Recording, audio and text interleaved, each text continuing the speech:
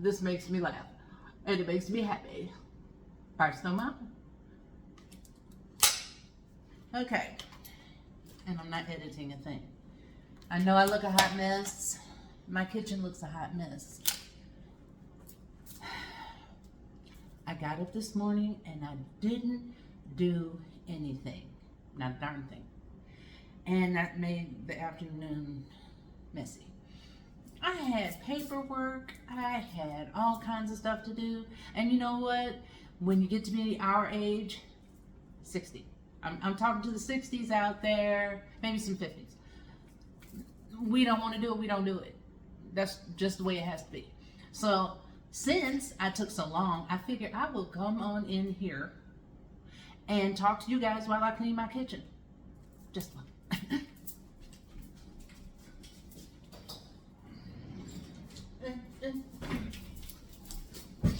I'm back.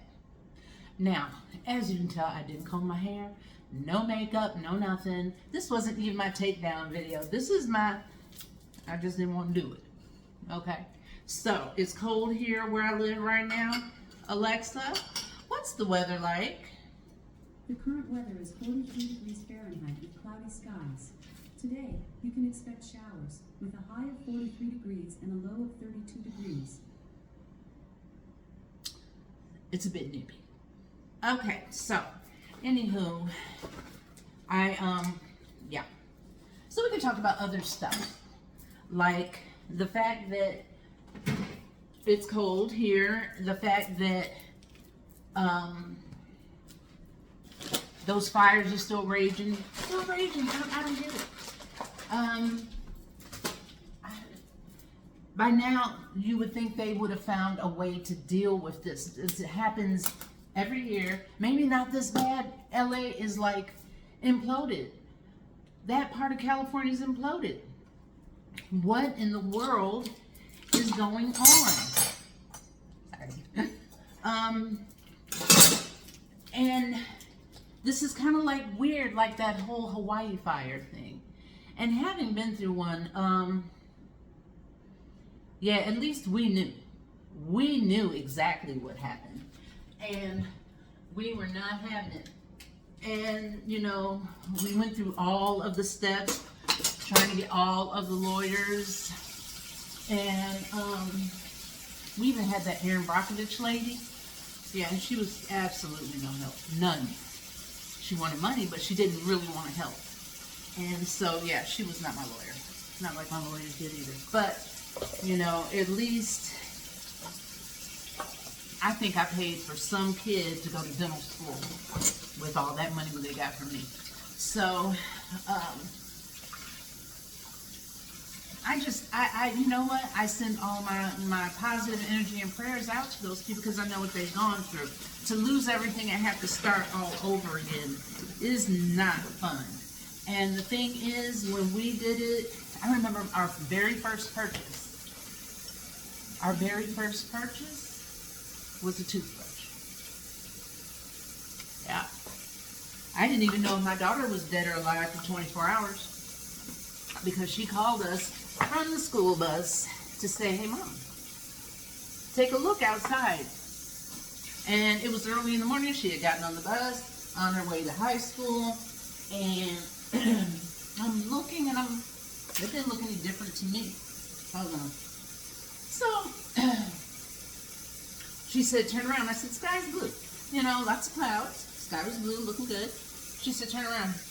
And so from the skies being blue and beautiful on one side of the street, the skies were black and red on the other.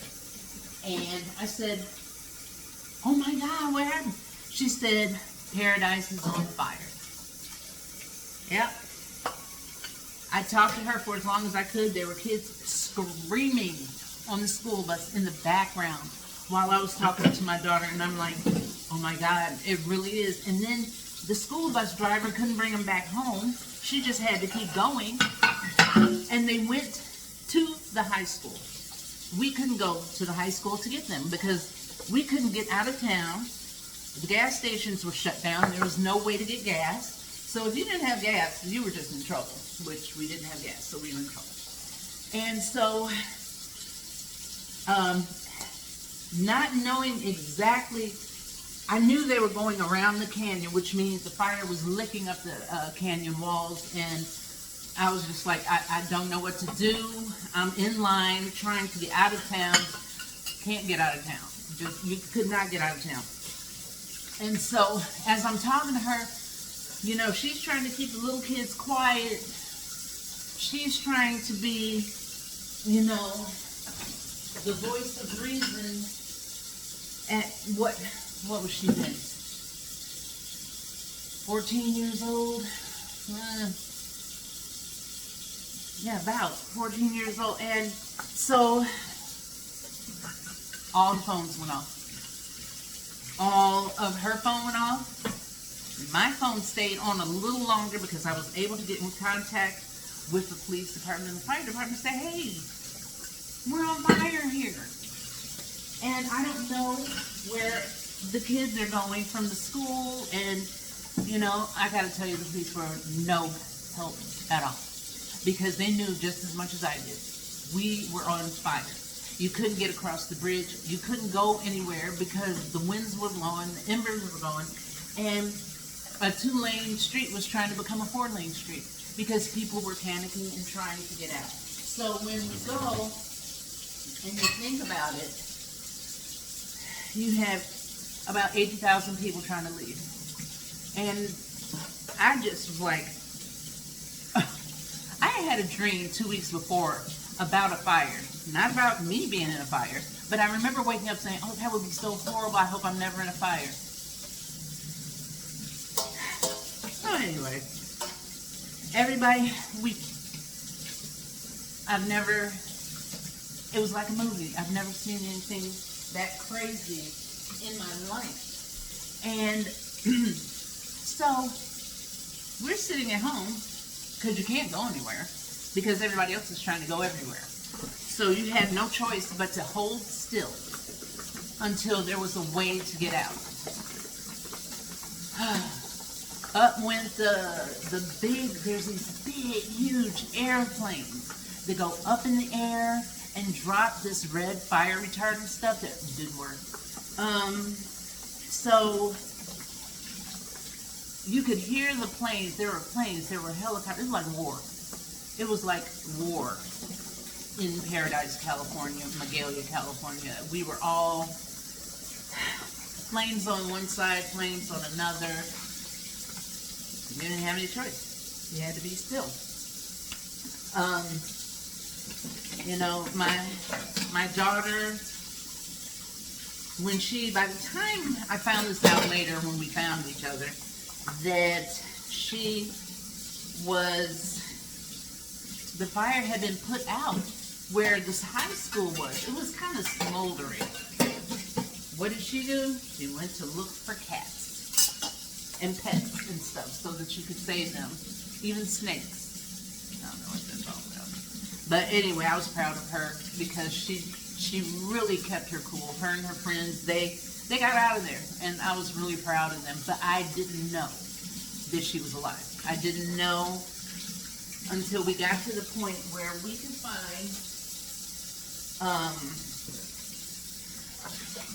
find a signal, and that wasn't for 20 something hours after that. So we're still in the town that we lived in when the winds picked up. Now it was always windy, but the winds had not picked up to the point where it was blowing embers from one side of the, I guess they call it the ravine, to another side. And when you see those things fall, it's time to move. Because once they hit trees, dry brush, your roof, or whatever, everything goes up. And I'm yelling, I'm screaming for everybody, up, up, up, up, up, we gotta get out of here, we gotta get out of here now. And of course, the animals are crazed because they don't know what to do. They're scared. And if you opened up the door, off they went. They ran for their lives. And so we lost animals. We did find some of them, but there were volunteers that went and gathered up cats, dogs. But we lost our squirrel, our flying squirrel. We lost some chinchillas. No, I don't think we lost the chinchillas. But we lost Dante, the flying squirrel. That was sad. He's such a cute little guy. Cats, the dogs. The dogs tend to stay around. The cats are like, we're out, deuces. We're gone. And they went running. And so it was horrible. So as we're going up the street, and we finally all get situated in vehicles, as we hit the stop sign, which was a block away, I turned and looked through the rearview mirror. Everything was on fire. House was on fire, garage was on fire. Trees. It was like, wow, this is really happening. The funny thing is it becomes, you don't have time to be scared, you don't have time to cry, you don't have time to do anything except go. And go fast and go hard. Except for our van, which about 2 or 3 blocks from home, the transmission blew. I said, well, isn't that fun? Now, up ahead was my son and his dad, and they didn't notice that we had moved. We're not behind them anymore. They eventually figured that out, and while my daughter and I are standing in the middle of the road, flames to the left, flames to the right, no way of doing anything. You couldn't even really walk. Man, is it hot. It was so hot. And so we just stood there kind of and looked at each other and looked at the sky. The sky was beautiful. You could see stars, you could see everything, but one thing you could see is flames. And you could breathe. And so they found us, picked us up. We're going down the road. Police are there, and we picked up a gentleman who had been burned in the face and hands, and we put him in with us and got him out of there. Funny thing, it was so surreal because even though he was burned up, he was playing the banjo. He saved his banjo. So we took a canyon road. Everybody piled everywhere. We took a canyon road. And as we're driving down that road, boomity, boomity, boom. I mean, it's holes, and we've got animals stacked up, we've got people stacked in, and I couldn't cry. I was worried about my daughter, but it was almost like I had to save that energy for something else. And so, you know, my chest hurts right now just from telling this story. So we did eventually get down the canyon and over to Chico, California. And I remember coming down and we got to the first bit of civilization, which was an IHOP. And we pulled into the parking lot, and the phone just started chiming. We finally got a signal. And it was my daughter. And that was the most beautiful sound in the world. Was that phone ringing and hearing her voice on the other end. And us and probably 200 people were at that IHOP. We all wanted just to sit and get a phone call and a glass of water and something to eat. We couldn't even eat. You couldn't eat. You just, your energy, it was horrible. It was really the most horrible thing I've ever been through. But my daughter was fine. And she was with friends. in Chico. We couldn't get to her because the traffic was just crazy. So we wound up, we drove around for that day. We dropped kids off with friends that they could stay with because we had no clue where we were going to be. The dogs, the cat, I mean, we have cats with us. Dogs were the only animals we actually had with us. And we had to find a place to sleep. And so there were a lot of hotels that were allowing us to, all of us, however many people they could fit in a hotel, in the lobbies, in wherever we were allowed to be. And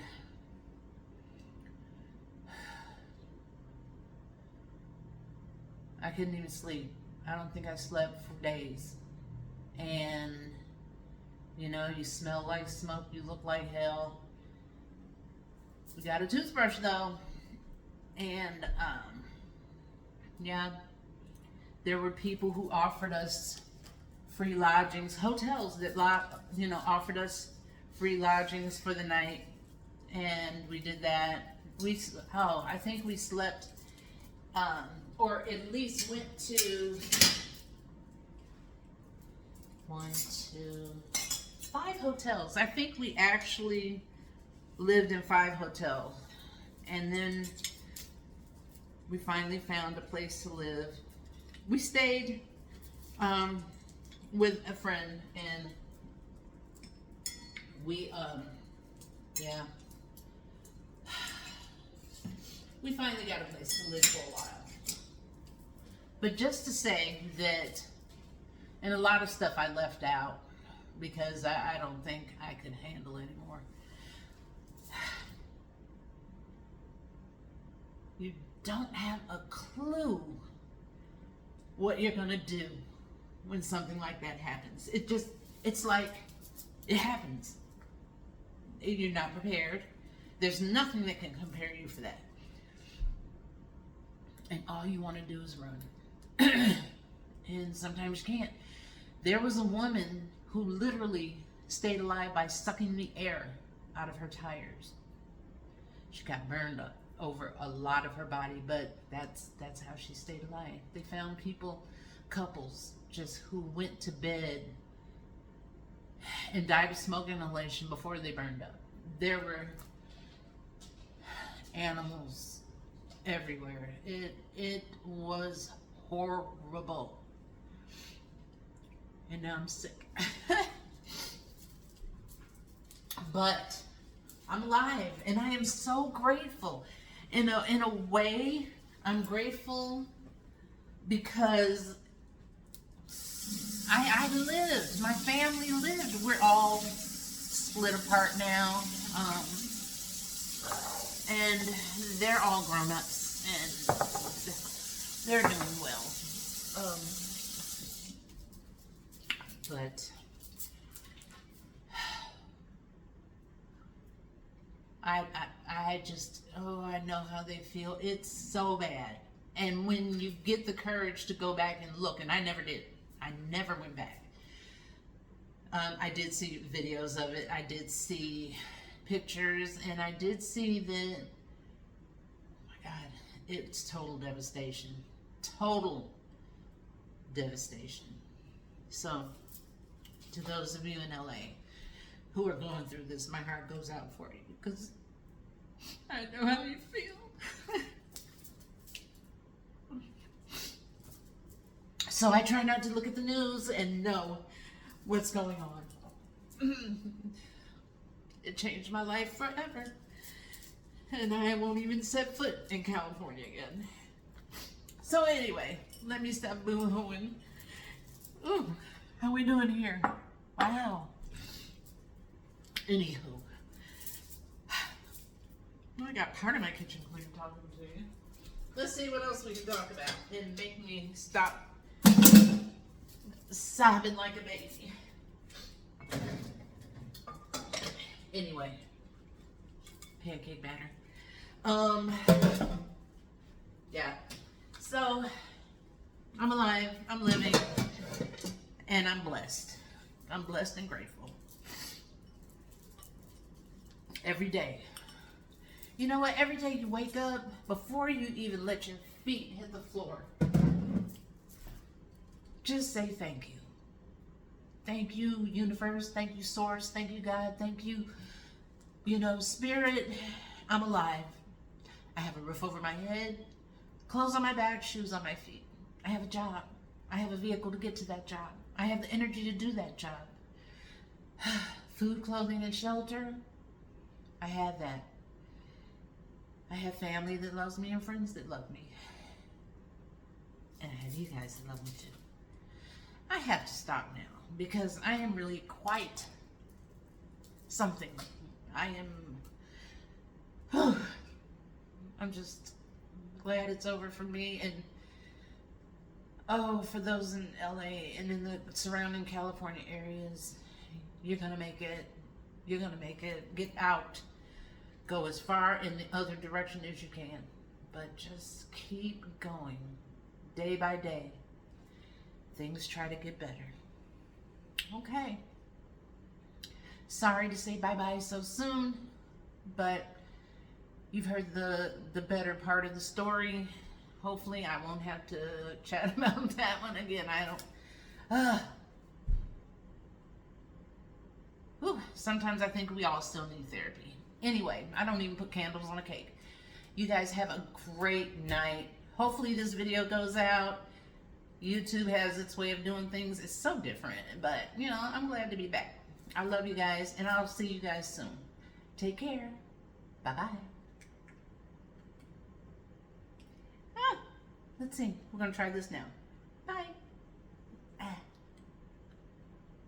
It's not working. Oh, it's because it's upside down. Duh.